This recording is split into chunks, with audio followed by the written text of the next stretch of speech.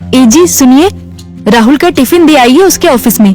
राहुल की माँ बोली, क्या राहुल आज साथ में टिफिन लेकर नहीं गया?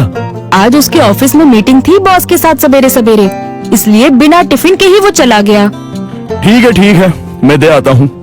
राहुल के पिता तैयार होने के लिए कमरे में चले गए। एक दिन पहले, माँ, मेरे दोस्त के पिताजी भी टीचर थे। उन्होंने देखो कैसे आलीशान बंगला खरीदा है।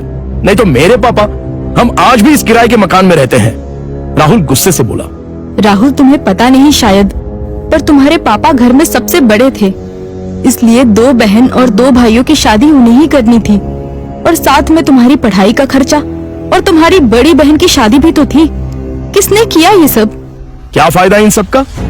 उनके भाई बहन अब बंगले में रहते हैं। कभी उन्होंने सोचा है कि अपना भाई किराए के मकान में रहता है तो उसके लिए एक छोटा सा घर खरीद के दे दे? ये सुनकर माँ की आंखों में आंसू आ गए। उन्हें समझ नहीं आ रहा था कि जन्म दिया बेटा अपने बाप के बारे में ऐसी बातें कर रहा है। फिर माँ बोली, तुम्हारे पिता ने अपना कर्तव्य निभाया, अपने भाई बहनों से कभी किसी चीज की उम्मीद नहीं की। राहुल पागलों जैसा बोल रहा था। अच्छा वो ठीक है, पर पिताजी लड़कों की ट्यूशन लेते थे। उनसे अगर फीस लेते तो आज पिताजी पैसों की गद्दी पर सोते। आजकल के क्लास वाले देखो कैसे इंपोर्टेड गाड़ियों में घूमते हैं। लेकिन तुम्हारे पिता के कुछ उसूल थे, ज्ञान बांटने के, पैसे नहीं लेने के, इसलिए तो उन्हें ढेर सारे पुरस्कार भी मिले। पता भी है तुम्हें? ये सुनते ही राहुल जोर से चिल्लाया, क्या फायदा इन पुरस्कारों का? क्या उनसे हमारा मकान बनेगा? पड़े हैं धूल खाते उस कबाड़ खाने में, कोई नहीं पूछता है उनको। तभी दरवाजे की बेल बजती है। पिताजी ने अपनी बातें तो सुन नहीं ली ना।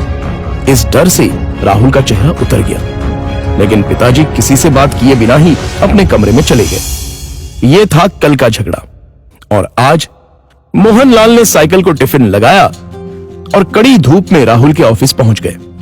कड़ी धूप होने के कारण वो थक गए थे। ऑफिस पहुंचने पर उनको सिक्योरिटी गार्ड ने रोका। राहुल सर को टिफिन देना था, क्या मैं अंदर जा सकता हूं? मोहनलाल ने पूछा। अभी नहीं दे सकते, वो बॉस के साथ मीटिंग में है। जब मीटिंग खत्म होगी तब दे देना। चलो यहां से हटो, बॉस तुम्हें देखना नहीं चाहिए। अगर बॉस को दिख गए तो मेरी हालत खराब हो जाएगी। चलो जाओ उधर, गार्ड बोला। मोहनलाल कुछ ही दूरी पर धूप में खड़े रहे। मीटिंग 1 घंटे से ऊपर तक चली। उनके पैर में दर्द होने लगा। तभी ऑफिस के केबिन का दरवाजा खुलने की आवाज आई। बॉस के पीछे पीछे राहुल भी आया। धूप में खड़े हुए पिताजी को देखकर वो मचलाया। चलते चलते बॉस की नजर मोहनलाल पर पड़ गई। गाड़ी में बैठने की बजाय वो वहीं खड़े रहे। वो सामने धूप में कौन खड़ा है? उन्होंने गार्ड से पूछा। अपने राहुल साहब के पिता हैं, टिफिन देने आए थे। गार्ड डरते हुए बोला। बुलाओ उन्हें। राहुल घबरा गया, उसके पसीने छूट गए। उसे अपने पिता पर बहुत गुस्सा आया। गार्ड के बुलावे पर मोहनलाल अंदर आए। बॉस उनके पास गए और बोले, आप मोहनलाल सर हैं ना? सरकारी स्कूल में आप ही टीचर थे ना? हाँ, पर आप कैसे पहचानते हैं मुझे? कुछ समझने से पहले ही बॉस ने मोहनलाल के पैर छुए। राहुल और सब लोग ये देखकर हक्का बक्का रह गए। सर, मैं विजय, आपका स्टूडेंट था। आप मुझे पढ़ाने के लिए घर आते थे। हाँ, याद आया। बाप रे, तुम तो बहुत ही बड़े हो गए हो।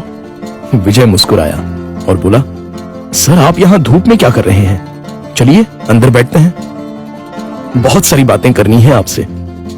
सिक्योरिटी, तुमने इन्हें अंदर क्यों नहीं बिठाया? सिक्योरिटी ने शर्म के मारे गर्दन नीचे कर दी और बोला, सॉरी सर, गलती हो गई। इस पर मोहनलाल बोले, इसमें इसकी कोई गलती नहीं है, आपको डिस्टर्ब ना हो इसलिए मैं ही बाहर खड़ा हुआ था। ओके। विजय ने मोहनलाल का हाथ थामा और उनको अपने केबिन ले गया।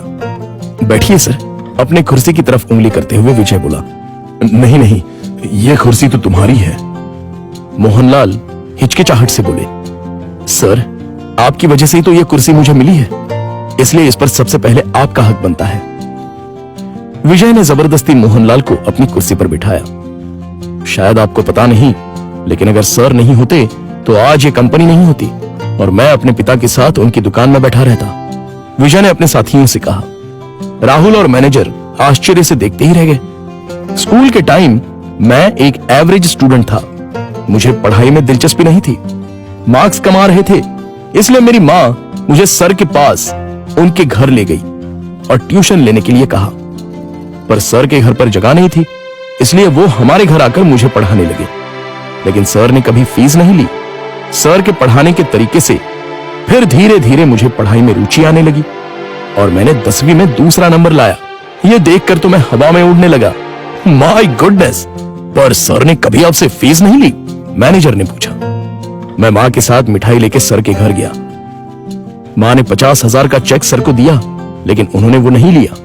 तब सर ने एक बात कही थी जो आज भी मुझे याद है। सर ने कहा था, मैंने कुछ नहीं किया, आपका बेटा ही होशियार था। मैंने सिर्फ उसे रास्ता दिखाया है और मैं ज्ञान बेचता नहीं हूं, दान करता हूं। फिर मैंने 12th करने के बाद MS किया और अमेरिका जाकर पढ़ाई की और वापस आने के बाद ये कंपनी स्टार्ट की। एक पत्थर को सर ने हीरा बना दिया। सर, आपको सच में दिल से प्रणाम। मोहनलाल की आंखों में आंसू आ गए। यह सच में कमाल की बात है। बाहर दुनिया में पढ़ाई का बाजार चल रहा है और इन्होंने बिना फीस लिए पढ़ाया। मान गए सर आपको। ऐसे लोग उसूल के पक्के होते हैं। इन्हें पैसों की और पुरस्कार की भी चाह नहीं थी। इन्हें तो बस अपने स्टूडेंट का भला हो, यही दिन रात सोचते थे। सही कहा सर आपने। ऐसे लोग तो दुनिया में बहुत ही कम होते हैं। सर, क्या आज आप उसी किराए के मकान में रह रहे हो? मोहनलाल की जगह राहुल ने ही जवाब दिया। हाँ सर, उसी किराए के मकान में रहते हैं। आज मैं अपने सर को गुरु दक्षिणा दूंगा। इस शहर में मेरे कुछ फ्लैट्स हैं, उसमें से एक फ्लैट मैं आपके नाम कर रहा हूं। विजय ने कहा। क्या? मोहनलाल और राहुल एक ही साथ बोले।